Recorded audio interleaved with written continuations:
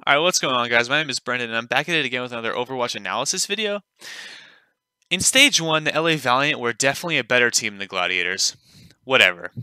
As we enter Stage 2, the Gladiators managed to pick up one of the best main tanks in the game in Fissure, so I wanted to take a second today to show just how much of an impact Fissure makes by opening up the amount of space that he does. Let's just pause for a second.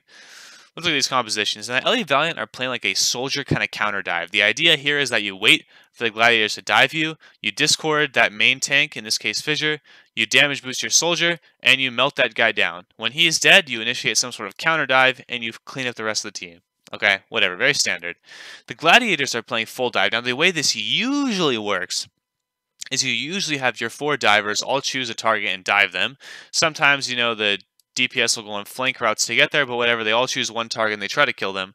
Sometimes your Lucio will get involved in the fight, sometimes your Lucio will stay with your Zen, and your Zen stays back here and just, whoops, let me back up very slightly. Your Zen stays back here and just shoots from afar.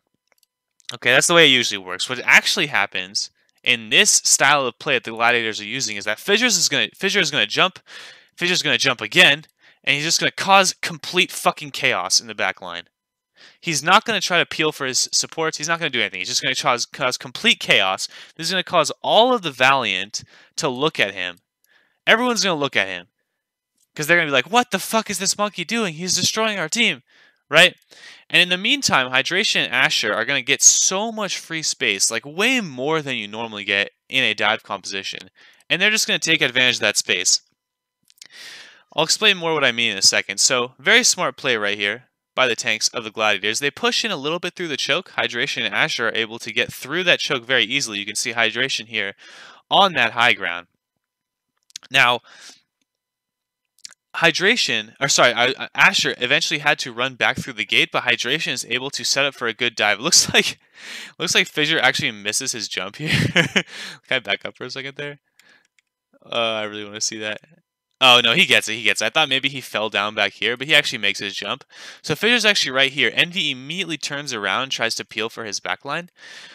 But what we're going to see in a second is that Fissure does not try to stay with his DPS. Fissure is going to jump in again. Look at this. Fissure jumps in again to just fuck their backline up. Like he does not play point, even though they have a huge advantage. He does not play point. He jumps even deeper. I literally have no idea where he goes because of the camera work. I don't even see his silhouette anywhere. But the reason why this is such a big deal is that since he's so deep, I think he's like up here somewhere. Since he's so deep, it forces the newly resurrected Winston, forces their Mercy, forces their Zenyatta, forces everyone to look at Fissure. In the meantime, everyone else on the Gladiators is just on point. They don't need to go with Fissure. They're not trying to go with Fissure. They can just stay on point. And then anyone that wants to trickle on point has to deal with 4 people instead of just with Fissure. And because of this huge distraction created by Fissure, the Gladiators literally get 2 ticks completely for free. Completely for free. The fight was even at best.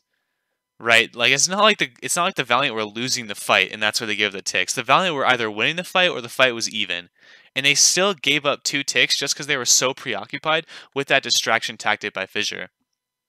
Another thing I want to point out is look at these support ultimates right now. Shaz is way, way, way higher than Unko on his support ult. This is because Shaz is leaving his Harmony Orb on Fissure a lot of the time. He's not putting on Hydration, he's not putting on Asher. He's leaving it on Fissure for almost the entirety of the fight. And since Fissure is playing that very deep diving aggressive style, Fissure's health is getting really low, and Shaz is basically just constantly farming ult off of Fissure's damaged body. So here I want to point this out real quick. Look at this new positioning. Look at this new positioning by the Valiant. Earlier, Fate was like over here, I think, and Soon was over here. Now, Fate is over here because he wants to have an easier jump toward the back line. This creates all of this free space right here. So the Gladiators like, fuck it. We don't need to commit to this jump anymore. Let's just go straight to the point. So Fissure doesn't even need to do any sort of aggressive dive. They can literally just jump straight on point. And since that Transcendence was built so early by Shaz, he gets his Transcendence earlier. He gets to pop it way earlier than Unko. And that Trance, plus being able to just play on point for free, is going to make them win this fight very, very easily. Now, I don't have a lot of time, so I'm going to have to skip forward a tiny bit. let's just talk about the new swaps here. Hydration actually switches to Doomfist. I think this is a really, really smart pick, and I'll show you in a second why. I'll explain a little bit that Genji actually needs a lot of... he operates best when there's places to climb on, right? He operates best when there's places for him to jump up to double jump, to wall ride on, to get some like verticality, right? Doomfist can just smash people against these back walls of Hanamura.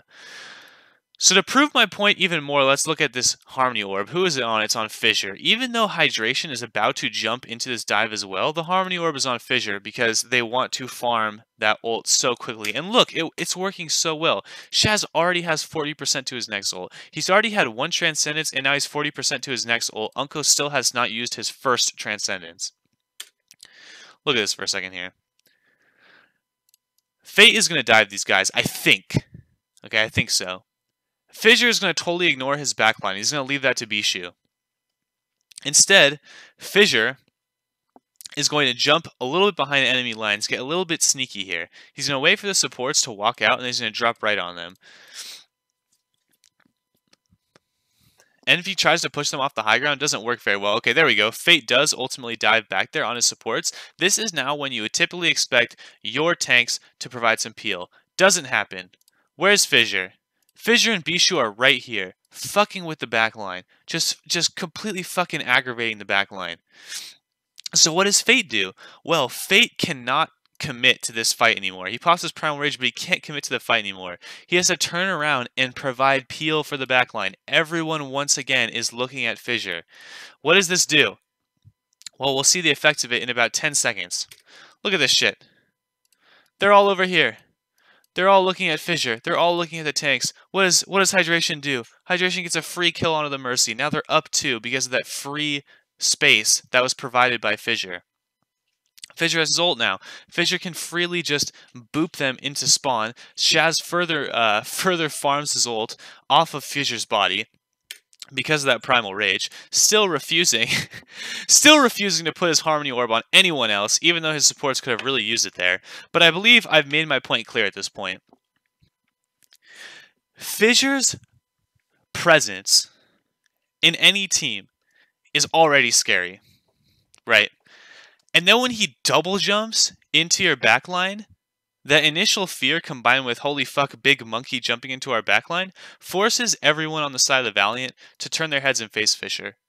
This allows Hydration in particular to have a ton of free space to get kills off, and it allows Shaz to get free Transcendences because of the low health of Fissure. I'd like to show you more of this match, but it's a very long one. I strongly suggest you guys go watch it yourself. I understand it's a bit of a short video today, but I think I made my point very clear. These 2 points were both won in the first or second fight because of that space created by Fissure. Anyways, I'll catch you guys in the next video. Keep it cool.